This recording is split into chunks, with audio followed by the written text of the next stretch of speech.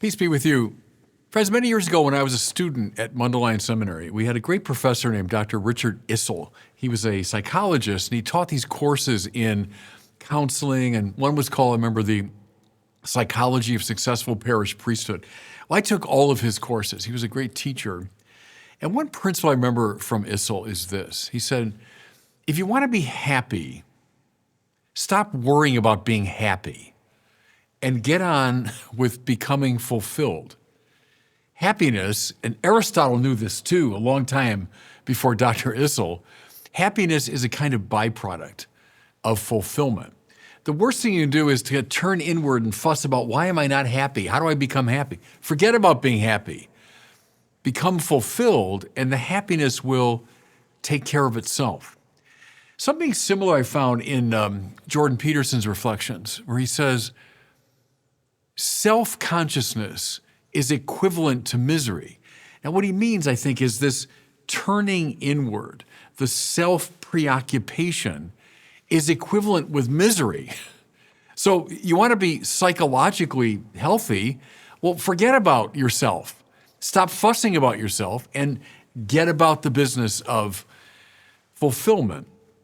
It's a very helpful principle, I find. And I bet now those listening to me, when you find yourself most unhappy, it's that you're fussing about yourself. You're turned inward.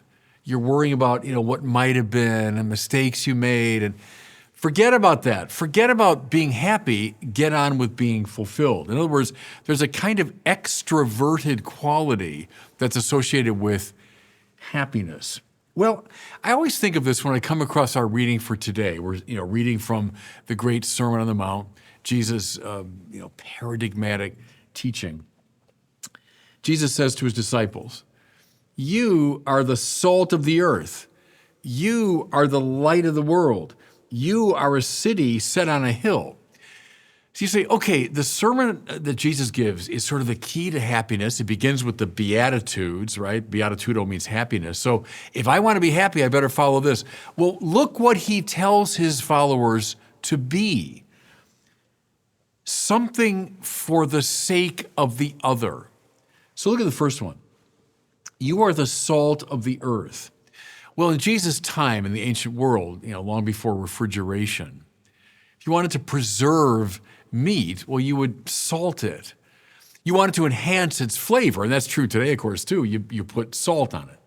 What's one thing you never would do if you have guests over to your house? Well, I'm serving dinner, and here's a plate of salt for you. Because salt is not sought for its own sake. Salt exists for the sake of the other. What's the role of the Christian in the world? It's not to be fussily preoccupied with his or her own happiness. Rather, it's to become something for the sake of the other. Salt makes things spicy and tasty and interesting. Salt preserves what's worth preserving. So what's the role of the Christian in the world? It's not, well, let me try to be as happy as I can be. Let me cultivate my own holiness. No, you will become happy and you'll become holy in the measure that you become someone for others. So what does it mean to be salt? To be the spicy element within the society. I mean that Christians would invade all the expressions of the secular culture, entertainment and sports and business and finance and everything. Christians invade that space in a spicy, salty way to bring something of the style and energy of Jesus into all these elements of life. See, a Christian should wake up every morning and say not, well, now how can I become happier today, but rather, how can I make the world more Christ-like? How can I be salt for the world? How can I spice things up and preserve what's worth preserving? I think everybody, your whole approach to the spiritual life will shift if you think along those lines. And look at the second one. He says, you are the light of the world. Well, you never see light. Light in itself is not visible. Rather, light is that by which we see other things. You walk into a dark room and you're disoriented until someone turns on the light and then, now I can see what's in the room. I always think here of the church in Rome that has the wonderful Caravaggio paintings, and they're in the dark, and you have to put little coins in a machine to light up the picture. And then boom, the light comes on, and there's the Caravaggio in all its splendor. And you can see it for a few minutes, and the lights go out, and you got to put more money in. You, my followers, says Jesus, you're the light of the world. You are that by which things become more visible and beautiful and appealing. People will see beautiful things because of you. Now see, what if you thought about your spiritual life in those terms? So my goal today is not to make myself happier. No, it's to make others happier. Being by my own style of being in the world, a light that illumines others.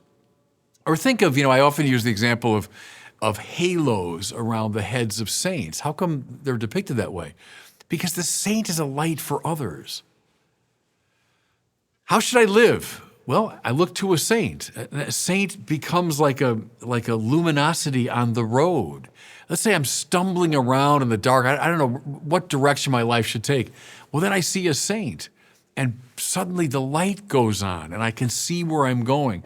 I think of the role that Thomas Aquinas played in my own life when I was a 14-year-old kid, and Thomas was like a light going on.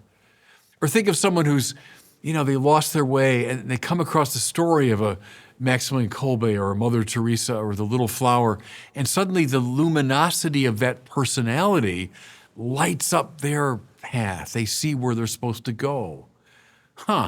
That's your job, Christian, in the world.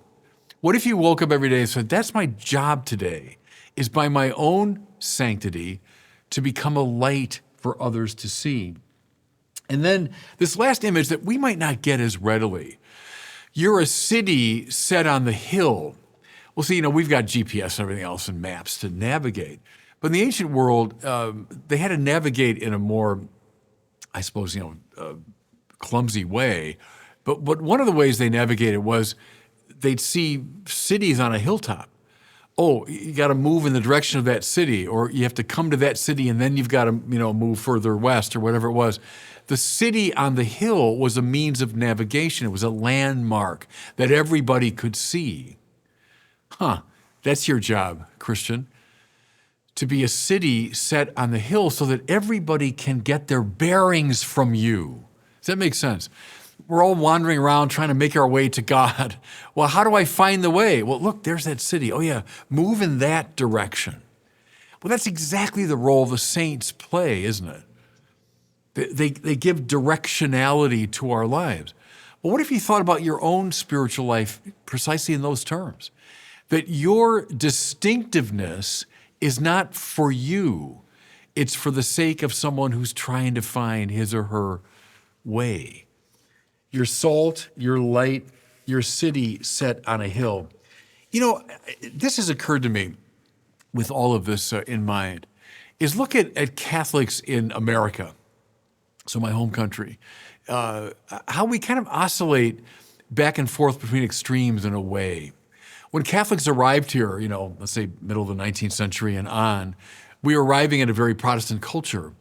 And so it was important for Catholics to maintain their distinctiveness. And so parishes and Catholic schools and sort of a Catholic subculture developed. The stress was on distinctiveness, what makes us uniquely Catholic over and against the wider culture. Well, is that good? Yeah, because salt can lose its saltiness, right? And the light can go out, and the city built on the hill can be razed to the ground. And so, yes, you do have to be distinctive. But the purpose is not to rest in your own distinctiveness.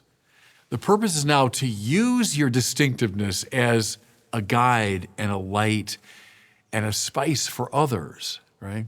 So think of this now. When Catholics first arrived here, they were kind of, stressing distinctiveness.